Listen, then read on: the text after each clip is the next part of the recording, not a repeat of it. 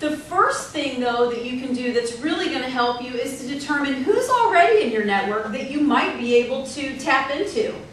And one thing that's great is right now at the holiday season, a lot of things are going on and a lot of events that maybe wouldn't normally be going on. We're perhaps interacting with our families more at this time of the year than normal, and maybe more than we want to, but definitely more than normal. It's a great opportunity to reach out to people who have been part of your network for a time period, but maybe for whatever reason you got busy and you've lost touch with them.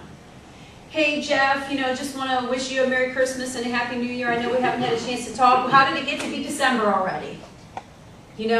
Gosh, 2009's been a little bit of a rough year for me. I'm finding myself back in the job market, and I thought I would just reach out to an old friend, contact a former colleague to see if you might have any pearls of wisdom for me.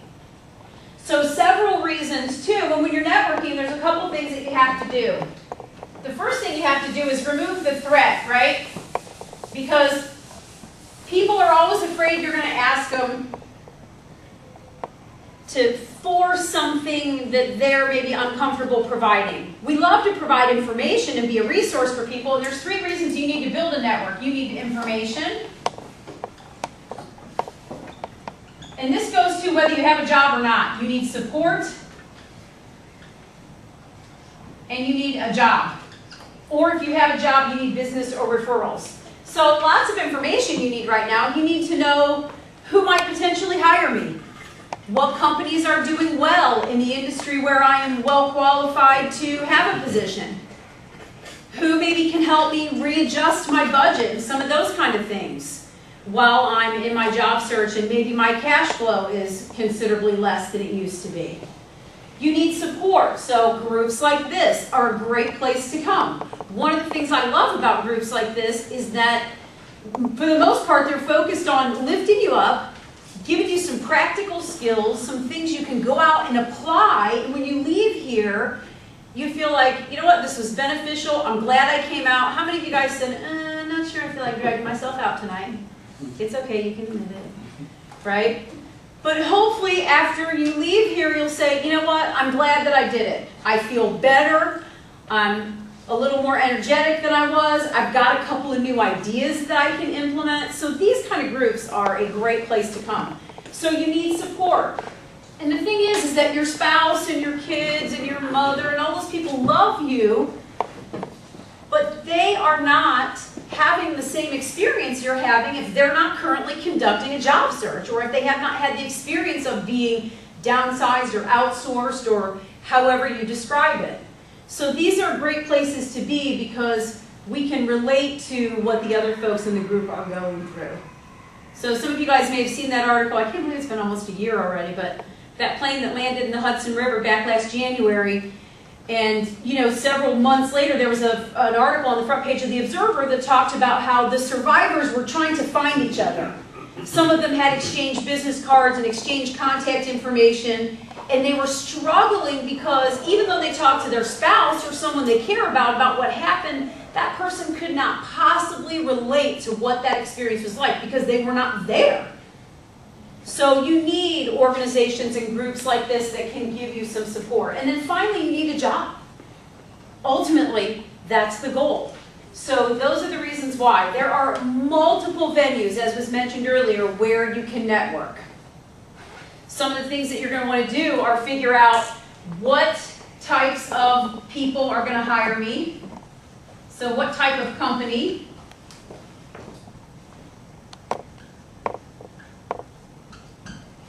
And then how are companies in my industry faring? Which ones are doing well? I had a guy the other day tell me that he made a connection through LinkedIn and actually applied for a job in his field, and then he said, I went in a roundabout way after I did it because the opportunity came up, so I went ahead and applied. But then I went back and did some research on the company and found out from somebody that they're struggling in this economy too. So he said, I would actually be reluctant at this point to put myself into that situation because I don't want to be subject to another downsizing or economic situation 6 months from now, 8 months from now, 10 months from now. So some places that you can get information about the job market. How many of you guys are actively reading the Business Journal every week? Getting out to the library and doing some of those kind of things. So sometimes we have to drag ourselves out from behind the computer. But the great thing about that is you never know who you might meet in the library, and you have to talk quietly, but you certainly can interact with people. So there are some great opportunities to do that as well. So you've got to look at what type of company, how are those companies doing, and then who is the person who can hire me.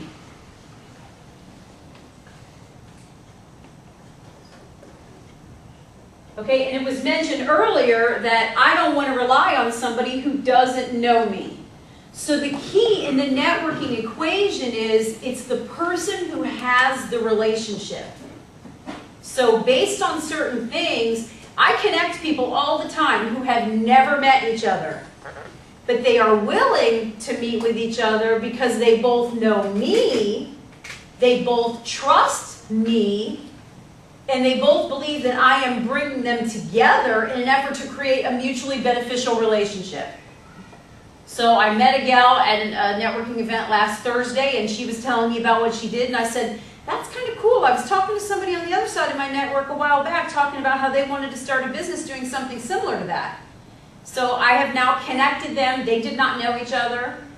Got them connected. Hopefully they'll have a conversation and figure out whether or not this person, rather than reinventing the wheel, should consider maybe coming on board this company, or looking at, is this a business model that works? Do I want to start it on my own? This other gal works north of town. The first one works south of town, so not necessarily a competing situation.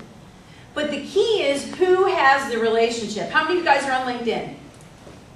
So pretty much everybody.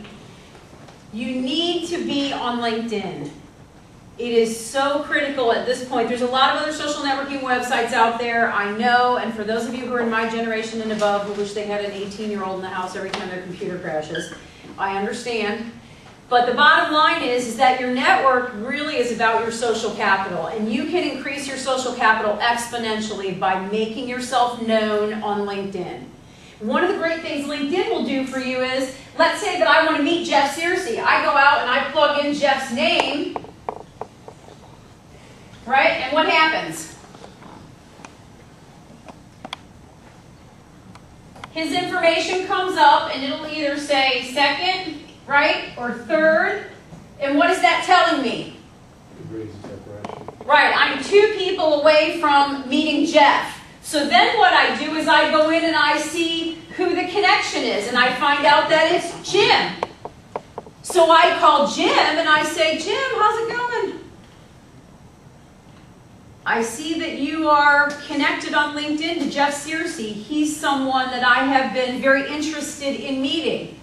I wonder if you'd be comfortable making an introduction, setting up a meeting for us, asking him to come have coffee with the 2 of us. There's a lot of different ways you can do it. But what you have to do is find out, who do I need to know, and then how far away am I? So what you do in this case, and what's your name? Morgan. I'm sorry? Morgan. Gordon. Morgan. Oh, Morgan. What you do in this case is you tap into the person you know.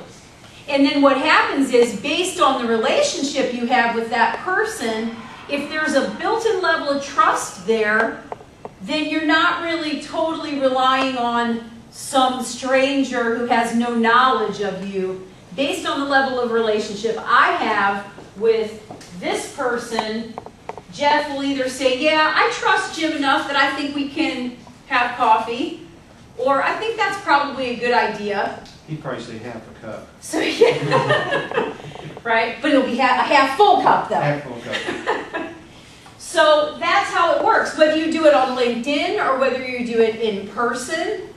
But you need to find out, who are these people that I need to know. I've had a couple people in job search say, well, I found out that Jeff Searcy's the hiring manager at Red Ventures.